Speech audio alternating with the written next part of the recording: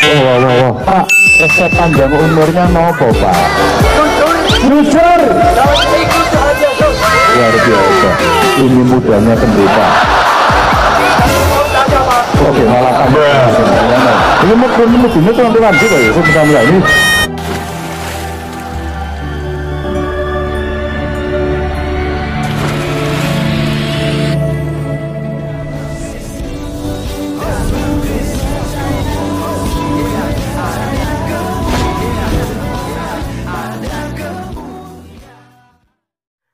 Salam Elechem Bisem Yeshua Hamasiah. Salam damai sejahtera dalam nama Tuhan Yesus Kristus untuk kita semua.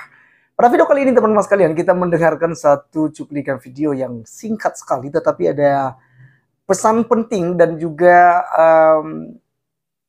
motivasi bagi kita. Bahwa di mana saja kita tidak perlu malu untuk mengakui iman kita. Ketika ada orang yang bertanya kepada kita, kamu agama apa? Jujur, saya pengikut Tuhan Yesus Kristus. Jangan merasa malu, karena udah terlalu banyak hinaan-hinaan yang disampaikan di media sosial kepada kita oleh kandurun-kandurun.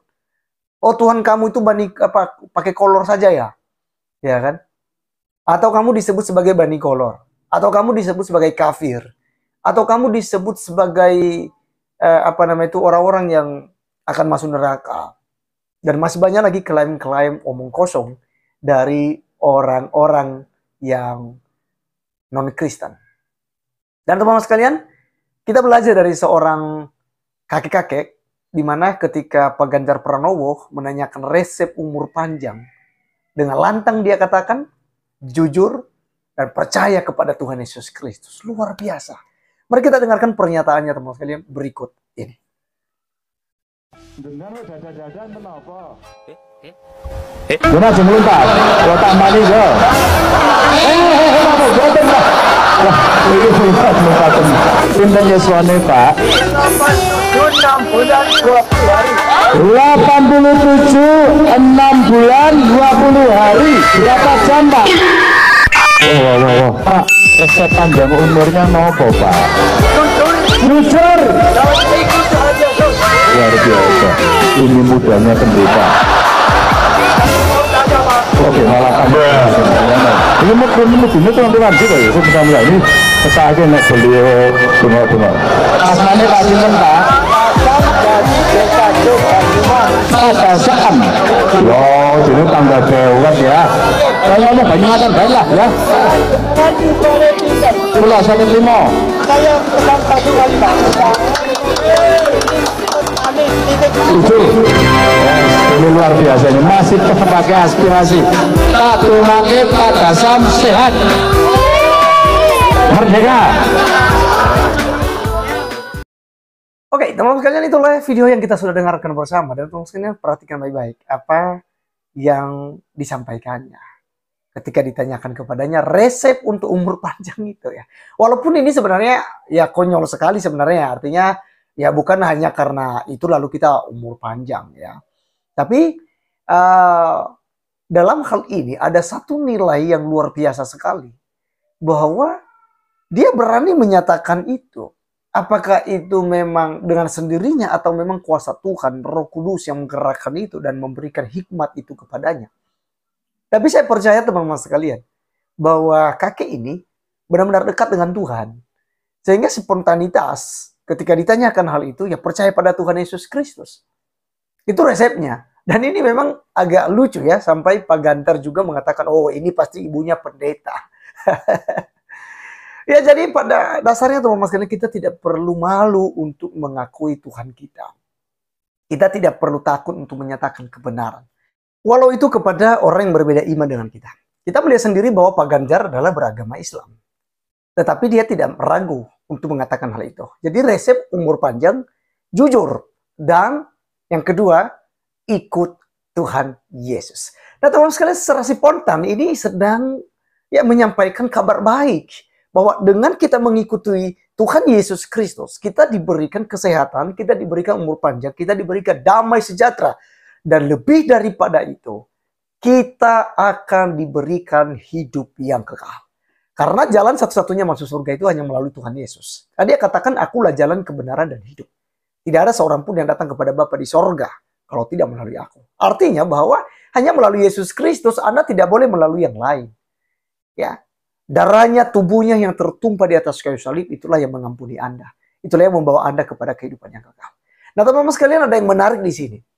Pesan firman Tuhan pada pagi hari ini kepada kita. Mari kita melihat Matius pasal 10 ayat 32 sampai 33. Firman Tuhan mengatakan begini, setiap orang yang mengakui aku di depan manusia, aku juga akan mengakuinya di depan Bapakku yang di sorga.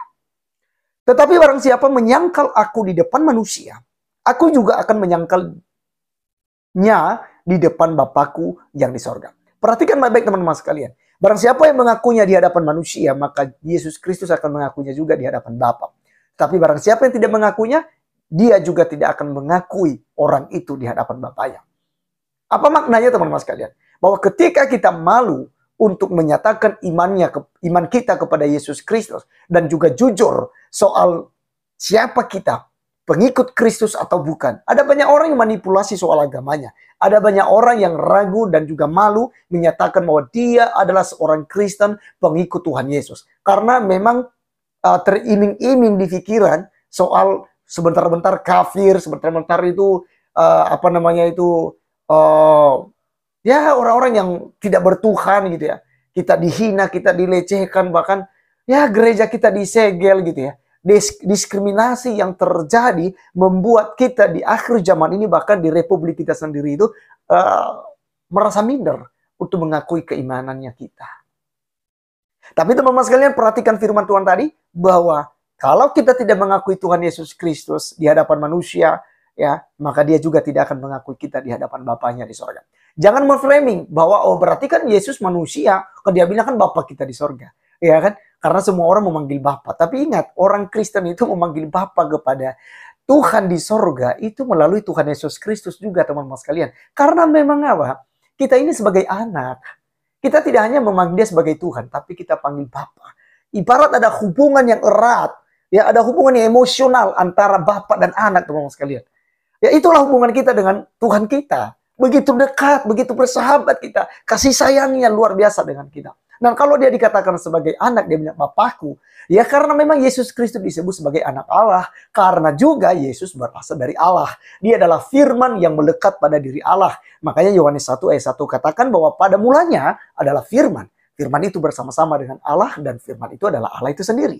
Nah, jadi teman-teman sekalian, ayat 14-nya Yohanes 1 ayat 14 itu firman itu telah menjadi manusia dan diam di antara kita. Dan jelas di sini kita bisa melihat bahwa Tuhan ya telah menunjuk menjadi manusia melalui firman-Nya, berpribadi. Maka itu dikatakan sebagai pribadi kedua. Ada pribadi Bapa, ya, Allah Bapa, kemudian ada firman-Nya yaitu pribadi kedua Tuhan Yesus Kristus dan Roh-Nya, Roh Allah, yaitu Roh Kudus, yang juga menguatkan, mengingatkan kita saat kita salah, dan bahkan menuntun kita untuk tetap mempertahankan iman, percaya kepada Tuhan kita Yesus Kristus. Maka teman-teman sekalian, jelas sekali dan terang benderang tentang jalan dan kebaikan yang diajarkan kepada kita melalui kitab suci Alkitab. Dan oleh karenanya teman-teman sekalian, mari tetap akui iman Anda, tetap percaya diri, jangan pernah malu ketika Anda diolok-olok karena mengikut Tuhan Yesus Kristus. Karena memang bagi mereka yang akan binasa, yaitu salib itu sebuah penghinaan. Tapi bagi kita adalah ganjaran yang mendatangkan keselamatan bagi kita. Haleluya.